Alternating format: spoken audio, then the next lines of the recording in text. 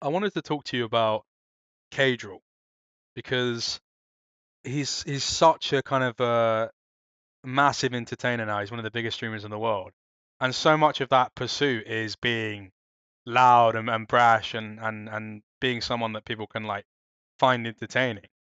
But obviously, as everyone who watches him knows, there's a great analytical mind there, and you're someone that experiences that firsthand, presumably off stream, because you're both in an environment where you're trying to win. Talk to me about the analytical mind that Cadrol is. What's his approach? Where do you differ? Where are you similar? Give us a picture of who Cadrol the coach is.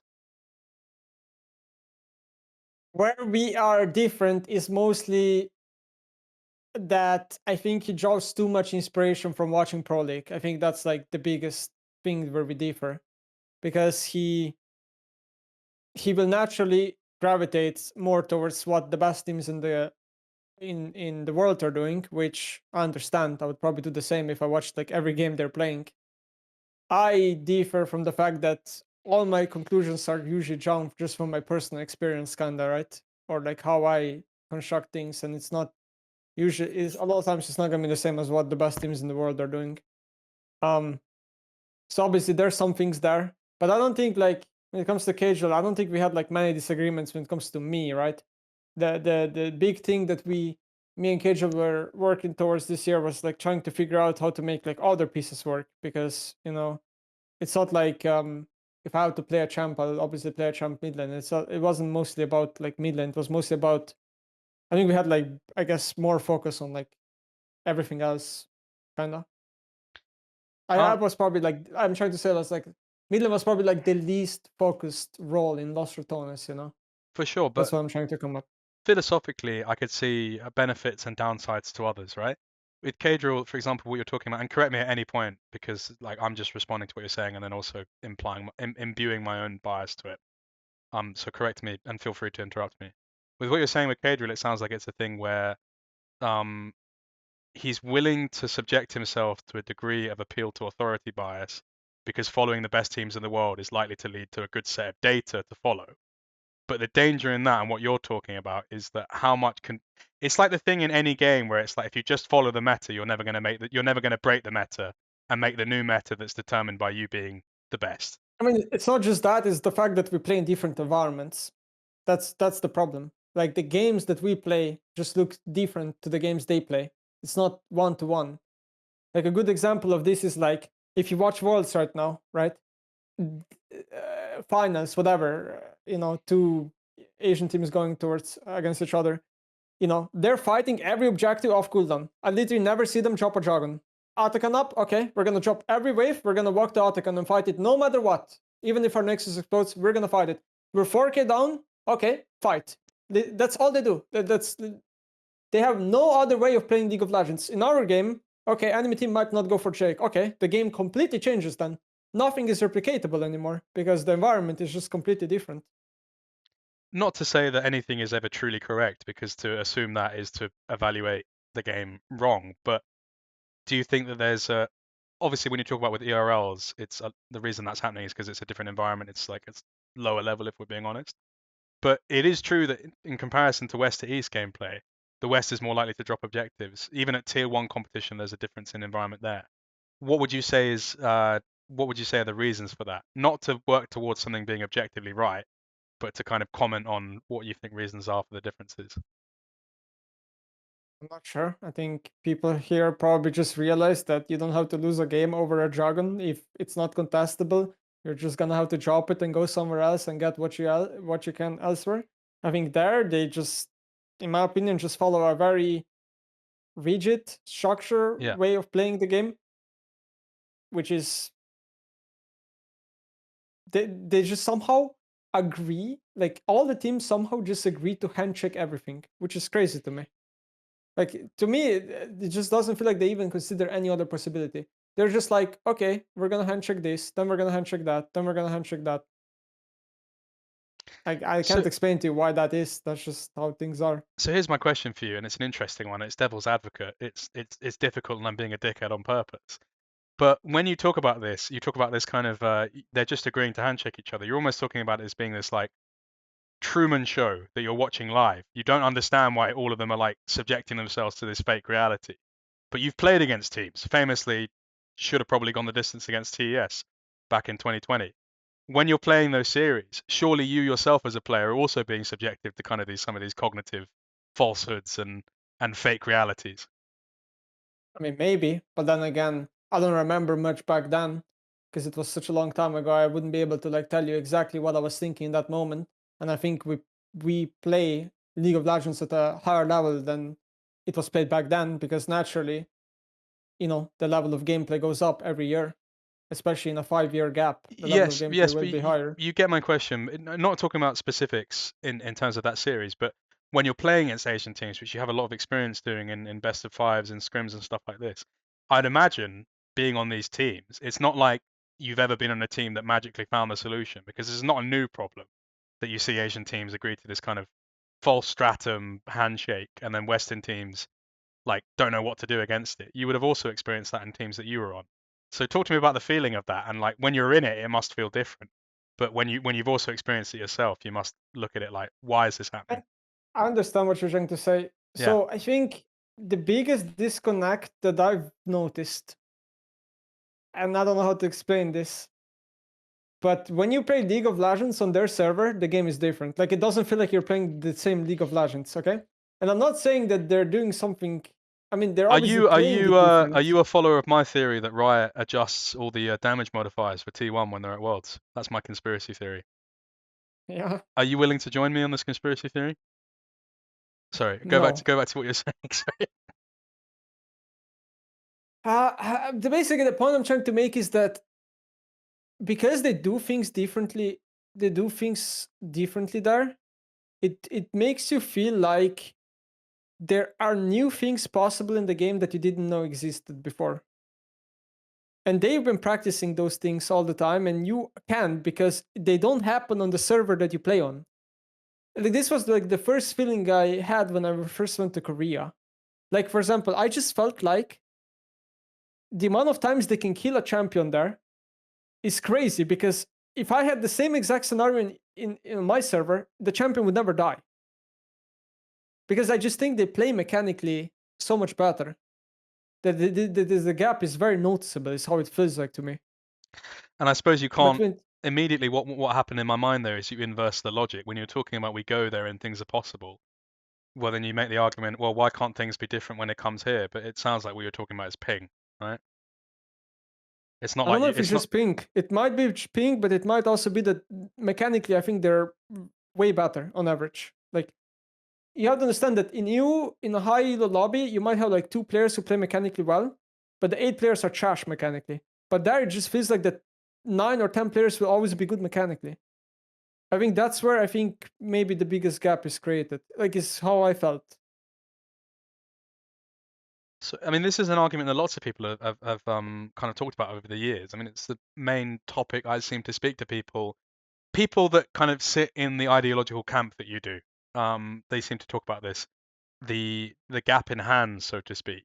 But then the next thing that follows on from that logically is that people talk, well, if we can't compete on hands, then we have to compete on brains and creativity. You talk about in Korean culture, this kind of uniformity leads to a lack of diversity sometimes in champion pools. It's a very overt appeal to authority a lot of the times, like what you're talking about. It's like, oh, X player played this, therefore this is good. This is what we're playing. Dictated in a bubble, so to speak. When the West has done the best, it has been when they've adhered to these kind of creative adjustments. But that seems to not really be the case anymore. What do you believe that that's truly the best way to compete against Eastern teams? I do, yeah. I think the best way of beating Eastern teams is pretty much to not do what they do, which has been said like God knows how many times, right? In the last God knows how many years by a lot of people.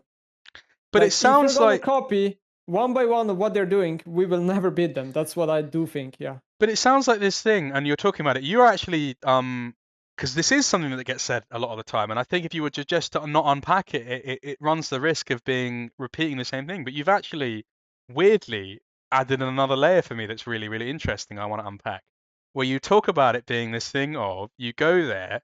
And this is not exactly what you're saying, but me being the writer I am, me being the creative I am, me, having done the drugs I've done in the past, what I get from you saying this is it's almost like you become under this like magical spell when you go there and you play.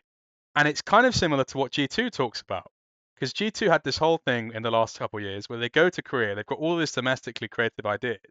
They get absolutely bollocked and like their backs blown out by like a knocked on Oriana. And then suddenly all of their identities out of the window. It's like this thing of like you're in school and you've got this whole identity, and then like all the cool kids at your school like wear like long like tight jeans and stuff like this, and you're suddenly like, I've got no choice but to wear tight jeans and listen to this type of music. Is that what's happening, you think? I think this is a very good way of how you described it, because it was the same back then when I played solo queue. I became naturally very biased towards what champions are strong based on how they're performing on their server. But a lot of those champions on their server would be complete trash or not even played on my server. So back then I was saying, like, for example, a lot of things like they don't like, why the fuck is Europe not playing this champion? It's so fucking broken. Because it is in Korean environment, but in European environment, the champion is trash. This happened a lot, yeah. So it's like a very hard thing to unpack because you need to be able to understand what they can do, and then understand also to not be corrupted by what they can do. Like, it's not easy, but I still do think that, like, yeah, creativity is very important. There are champions that Korea has no idea about, that they don't even understand any of the strength of it. Like a random example, Vel'Koz. I truly think Vel'Koz is amazing champion. Nobody from West is gonna pull it out. Flexible in like 2 or 3 roles even. What's good about it? Explain it to the layman, because everyone will call you a madman for saying this, but if you're actually able to put it in terms, people will believe you. I mean, obviously, like Vel'Koz has been described like over the years as like this, artillery mage that is very hard to play, and he has like very like, like if you aim well with your Q, and if you're very like smart and then you coordinate it with your team play, you make him not be, for example, the weakness is that he's kind of immobile, right? But you play around those weaknesses and then the champion can become really strong. I think this, like, kit-wise, this is how people describe Vel'Koz, and it makes sense. The problem that Vel'Koz had for all these years is that I think his numbers were bad. I think recently, with Riot buffing the champion so many times, he's right now, even statistically speaking, at his best like state he's ever been as. I truly think that this year was basically the best year of Vel'Koz, the state of the champion that the champion has like ever been in. As yeah, is what I'm trying to say. And I mean, I get so passionate talking about this, right? But I love it. I think the champion. I mean, I can tell you why it's great, but I feel like you have to also play it to understand it. Kind of why it's great. I just think like damage is absurd on the champion right now. His cooldowns are great. His ranges are very powerful. His itemization is awesome. I just think he like ticks a lot of the boxes that mages need Talk to me to about be good. talk to me about some of the conditions you need for a game, because I know that you famously played Vel'Koz. Sorry, I keep traumatically bringing up that series, but you did play it in that series. Talk to me about some of the conditions that need to happen in a game for you to play it. I mean, to be honest, like back then when I played Vel'Koz, I think I was very bad at the champion, like horrible, And nowadays, I think I'm like way better at the champion, and I'm still like, the champion is so complicated and so hard and so it's so tough to be consistent on it, that I think like I have so much room to improve still, even though I feel like I improved so much on it. It makes me It's like, for it makes example, me very happy hearing you talk like this. This is like yeah, this is making me very happy. I mean, Sorry to a cut you off. champion that I, for example, feel the same is about like Akshan, for example. I feel like every time I play him, I can play so well, and after the game, I'm gonna feel like I can play so much better. It's like the possibility is endless. That's how Vel'Koz feels for me.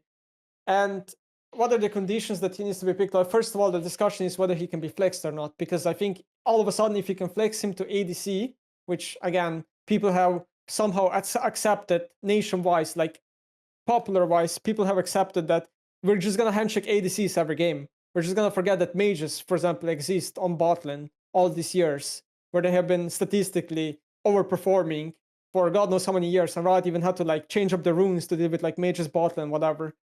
Now all of a sudden, if you can flex vehicles to multiple roles, viability will go up by a lot, right? The conditions are pretty simple. You want the enemy team to have like the least amount of like dashes or hard engage, and the moment they don't have engage or dashes, the champion is automatically overpowered. Like, there's a day and night difference if you're playing against Cassante as Vel'Koz than if you're playing against Ambassa. because Ambassa murders Vel'Koz. Cassante doesn't do anything in the Vel'Koz. Like, these are just like random examples I can give you, right? It just depends because you need to like, there's meta being played, right, in pro play, and you need to like structure what are the most popular champions that people will pick, and then you need to like fit Vel'Koz in there. And I think in Fearless Draft, that's very possible. If obviously if Fearless wasn't in the game, I think viability of champions like Vel'Koz Xerath would go down by a lot. Sorry, I keep yapping. Dude, I fucking love it, man. Please never apologize. Like some people like planes and airplanes. Like you like fucking Vel'Koz, dude. I think that's fucking cool as fuck. Is there any other champions that you really think are like underrated? Like I think I could speak about this for like a lot of champs. I don't think it's like Vel'Koz specific. It's just the game, you know. I'm passionate about the game. name me some, man. This is beautiful. This is like poetry. I mean, do you really want I want to me to know, yap? man. You don't have to yap. I'll stop you. Listen. I've interviewed Whippo a few times. I know how to stop a yapper. I know, but Buipo is like on another level. I'm not comparable No, no, to him, no. you know. I don't know, like what champion. I don't know, like Mel is funny to me, for example, because you Yeah. know Mel is known Raider because You know Faker that's played my it. that's But my you know that's before, my mum's name. My mum's name's Mel. okay, let's talk about Anivia. Anivia is funny to me because there's recently this one chick that came out that talked about how haste on Anivia is like great, and he never like built haste on the champion because Faker did it for one game. And it's just funny to me, that you have a Korean challenger one chick Anivia that's probably played like 10,000 Anivia games in his life, and somehow he didn't consider building haste on the champion. But now because Faker did it one game, all of a sudden it's a thing. Like things like this in League are really funny. It just truly shows you that what people play is oftentimes just shadowed by what like players like Chovy and Faker play. Absolutely. If you've seen that guy, there's that guy in Diamond 4 called Popstar Gwen. He plays 5,000 games a season. Mm-hmm. Yeah, it's just an example, he's actually dedicated over a year of his life in actual time to playing this game. And he's still Yeah, Diamond that's 4. what So it's like, people flame League for being a terrible game, but the reality is that it's one of the best games out there. I love that that's what you got from that. Like I said that to you and you said that means that League is a great game. I think that what my point was that like you could just play it and like never change your mindset. You're a real Oh, addict, I mean, man. You're a real okay, addict. Like okay, I get your point. You're basically saying that there's insect in like, the face. I remember there's like this guy that has like God knows how many thousands of games of Garen, and I think he builds exactly the same thing every single game, and he's been doing this for like years, and he never gets bored of it. I think that was like the point you were trying to make. Exactly. I've seen it. Well, it's like what's the phrase? I've someone remind me in chat. It's the thing about like the true I think it's not even a real quote. I remember it being like a misquote. But it's like the real definition of insanity is just like doing the same thing over and over again. Mm-hmm. People say that that's like a quote from someone, but it's like not actually a real quote. Isn't I it? remember. Okay. Yeah. But yeah, I was mad once. I was in a room with Anivia and Quinn. Sorry, my bad. I apologize. That was actually a bad joke. That's not your fault. That's actually my fault completely. Like that's actually Don't be my. jokes.